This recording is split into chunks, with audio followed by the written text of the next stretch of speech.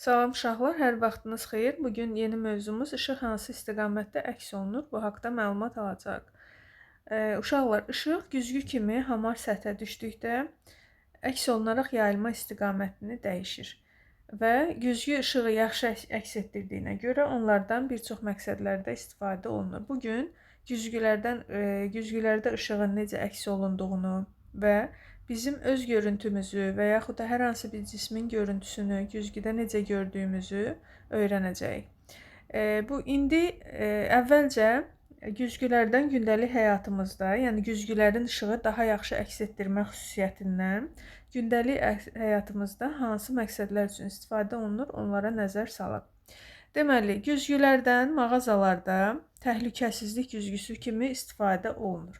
Məsələn, əgər kassir və yaxud da dükan sahibi dükanın bir tərəfində oturubsa, dükanın rəfləri arxasında qalan hissəni görməyə bilər və bu zaman dükana girən kimsə, yəni icazəsiz oradan kimsə nəsə ala bilər, götürə bilər və bunu görmək üçün, müşahidə eləmək üçün təhlükəsizlik güzgülərindən istifadə olunur.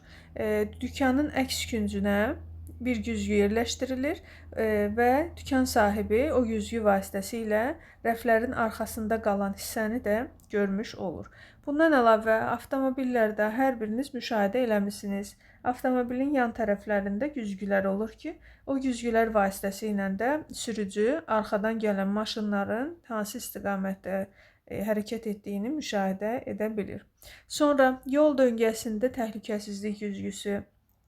Bəzən yol döngələrində biz döngəni dönərkən qarşıdan gələn avtomobili görməyimiz mümkün deyil. Yəni, tutalım ki, biz bu yolla gedirik, amma bu tərəfə dönməliyik. Bu tərəfi görə bilmədiyimiz üçün bura bir güzgü yerləşdirilir.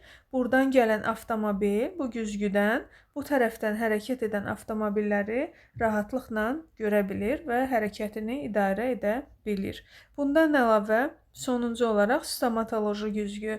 Stomatoloji güzgü vasitəsilə də dişlərimizi diş həkimi müşahidə edir və o hansında çürük, hansında problem olduğunu müəyyənləşdirir.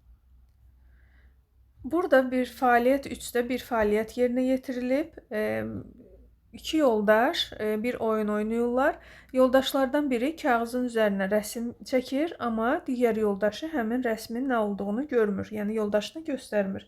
Həmin kağızı yoldaşının kürəyinə yapışdırır və yoldaşından güzgülərdən istifadə edərək kürəyindəki vərəqdə hansı şəklin çəkildiyini görməyini, yəni tapmağını istəyir. Bu zaman deməli, həmin yoldaş əlində bir güzgü tutur və digər güzgünü isə arxa tərəfdən tutaraq hər iki güzgünün bir-biri ilə qarşılıqlı təsiri nəticəsində, yəni burada gördüyünüz güzgü kağızın üstündə nə olduğunu göstərir. Burada gördüyünüz güzgü ilə isə həmin güzgüdə nə göründüyünə baxır və beləliklə kürəyində hansı şəklin çəkildiyini, yəni vərəqdə hansı şəklin olduğunu müəyyən edir. Yəni çox sadə bir fəaliyyətdir. Evdə hər biriniz bu fəaliyyəti yoxlayıb yerinə yetirə bilərsiniz. Burada şüaların əks olunma istiqaməti necə dəyişir? Deməli, əvvəlcə biraz böyüdək. Əvvəlcə işıq düşür, lampanın işığı düşür kağızın üzərinə. Kağızdan işıq əks olunur buradakı əlindəki güzgüyə. Daha sonra bu güzgüdən isə digər güzgüyə əks olunur. Oradan da uşağın gözünə düşərək vərəqdəki şəkildə nə çəkildiyini görməsinə səbəb olur. Sonra düşün, müzakirə et, paylaşda deyir ki, avtomobil sürərkən həmişə yola diqqət etməliyik. Sizcə avtomobil sürən ana arxa oturacaqdakı övladını başını arxaya çevirmədən necə görə bilər? Bax, burada görürsünüz, uşaq arxa oturacaqda oturub, sürücü ata və ya ana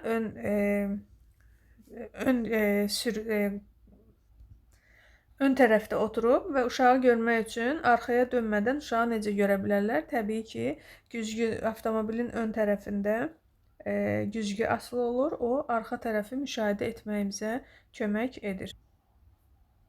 Biz artıq öyrəndik ki, işıq, daha doğrusu güzgü kimi hamar səthlərdən yaxşı əks olunur. Bəs işıq istiqamətini necə dəyişir? Deməli, dedik ki, güzgü kimi hamar səthlərdən işıq yaxşı əks olunur və müxtəlif istiqamətlərdə əks olunur və istiqamətini necə olur ki, dəyişir işıq? Ona gəlin baxaq. Yəni burada bir qayda varmı? Bunu fəaliyyəti yerinə yetirərək müəyyən etmək mümkündür. Gördüyünüz kimi fəaliyyət 4-də bizə fənər lazımdır və güzgü lazımdır. Bu da çox sadə bir fəaliyyətdir. Bunu evdə də özünüz də yerinə yetirə bilərsiniz. Fənəri yandırırıq. 2 nəfər lazımdır bunun üçün. Biri güzgünü tutur, digəri isə fənəri yandıraraq güzgüyə salır. Fənəri yandırırıq və güzgüyə tərəf tuturuq. Divara düşən işığa diqqət edirik. Gördüyünüz kimi burada fənəri yandırıb güzgünün üzərinə tutduqda işıq güzgünün üzərinə düşərək əks olunur və hara düşür? Divara düşür. Əgər biz güzgünü tərpətmədən fanarın yerini dəyişdirsək, tutalım ki, fanarın yerini dəyişdirib bu tərəfdən işığı salsaq, eyni ilə divardakı görüntü də yerini dəyişmiş olacaq.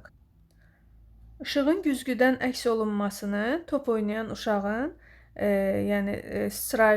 uşağın top oynayarkən topun sıçrayışı ilə də müqayisə etmək olar. Gördüyünüz kimi birinci şəkildə Nicat topu düz şəkildə yerə vurur və bu zaman top yenə eyni istiqamətdə geriyə neyləmiş olur? Qayıdır. Gördüyünüz kimi top bu istiqamətdə düşür, bu istiqamətdə də sıçrayaraq eyni istiqamətdə geri qayıdır. Lakin digər tərəfdə, digər şəklə nəzər salsaq, gördüyünüz kimi Nicat topu müəyyən maili istiqamətdə yerə vurur, müəyyən bir istiqamətdə vurur, yəni maili olaraq və bu zaman top eyni şəkildə geriyə qayıdır. Yəni Nicat hansı maillikdə topu yerə vurmuşdusa, top eyni istiqamətdə geriyə qayıtmış olur. Biraz da yaxınlaşdırıb baxsaq, gördüyünüz kimi Nicat topu hansı istiqamətdə, hansı maillikdə yerə vurubsa, eyni maillikdə də top neynədi? Geriyə qayıtdı. Eyni ilə işıq şüaları da topun sıçrayışı kimi eyni simmetrik qaydada geriyə qayıdır, yəni əks olunur. Burada gördüyünüz kimi işıq şüası bu istiqamətdə düşüb və bu istiqamətdə də geriyə qayıdıb. Yəni necə ki topun vurulmasında və geri qayıtmasında simmetriya var idi. Hansı maillikdə topu yerə vururduqsa o maillikdə geri qayıdırdı. Işıq da eyni qaydada hansı istiqamətdə, hansı maillikdə düşübsə o maillikdə də geriyə qayıdır. Gördüyünüz kimi burada yazıb ki, işığın düşmə bucağı ilə qayıtma bucaqları bərabərdir. Bu nə deməkdir uşaqlar? Gördüyünüz kimi burada işığın düşmə şüası göstərilib. Burada isə işığın qayıdan şüası təsvir olunub. Və biz bu iki şüa arasına bir düz xətt, perpendikulyar xətt endirsək, bu perpendikulyarla düşən şüa arasındakı bucağa düşmə bucağı, bu perpendikulyarla qayıdan şüa arasındakı bucağa isə qayıtma bucağı adını verərik. Və bu bucaqlar həmişə bir-birinə bərabər olacaq. Sizə məsələ həllərində düşə bilər.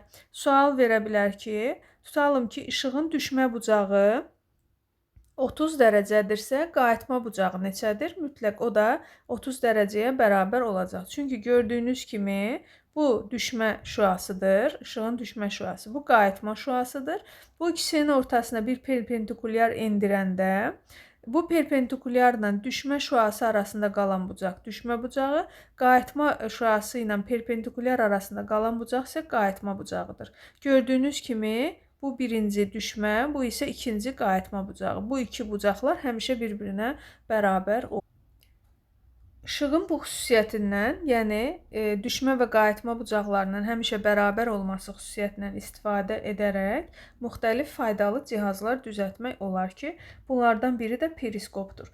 Periskop gizlənərək ətrafı görməyimizə imkan verən cihazdır. Uşaqlar, siz bir durbini tanıyırsınız, düzdürmü? Uzaq məsafədəki cisimləri görmək üçün. Amma durbinlə ətrafı görməyimiz üçün biz düz baxmalıyıq. Yəni hansı cismi görmək istəyiriksə ona düz durbini ona tutaraq baxmalıyıq. Amma periskop belə deyil. Biz məsələn sualtı qayıqda gizlənərək dənizin üzərində üzən, okeanda və dənizdə üzən gəmiləri müşahidə edə bilirik. Periskopun iş mexanizmi necədir? Deməli, periskopu təxmini bu cür təsəvvür edə bilərik.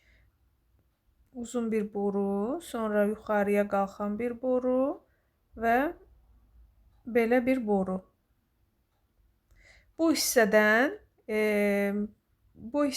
baxaraq periskop vasitəsilə, yəni məsələn sualtı qayıqda insanlar sualtı qayıqlarda dayanaraq dənizin üstündə gəzən gəmiləri müşahidə edə bilirlər. Bu periskopdan istifadə, yəni periskopun mexanizmi içərisindəki güzgülərə əsasən buna imkan verir. Yəni nə deməkdir? Periskopun içində bu dönən hissələrə güzgülər yerləşdirilir. O güzgülərin işığı əks etdirmə qabiliyyətinə əsasən, yəni bu tərəfdən baxan insan burada olan cisimləri müşahidə edə bilir. Sonra fəaliyyət 5-ə nəzər salsaq, siz özünüz də evdə özünüzün periskopunu hazırlaya bilərsiniz. Bunun üçün süd və ya meyvə şirəsi qutusu lazımdır bizə. Gördüyünüz kimi bu meyvə şirəsidir, yəni meyvə şirəsinin qutusudur. Meyvə şirəsinin əks üzlərində 2 kiçik pəncərə açılır. Biri bu üzündə, biri isə əks digər üzündə. Pəncərə açılır, meyvə şirəsinin bir tərəfi kəsilərək açılır. Açıldıqdan sonra bu kəsdiyimiz pəncərələrin ön tərəfinə gördüyünüz kimi güzgülər 45 dərəcə bucaq altında güzgü yerləşdirilərək yapışdırılır və daha sonra bu qutunun bu hissəsi örtülərək bağlanılır və periskopumuz artıq hazırdır.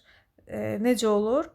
Bu hissədən biz baxanda bu birisi hissədən, yəni bu birisi pəncərənin qarşısındakı cisimləri görməyimiz mümkün olur.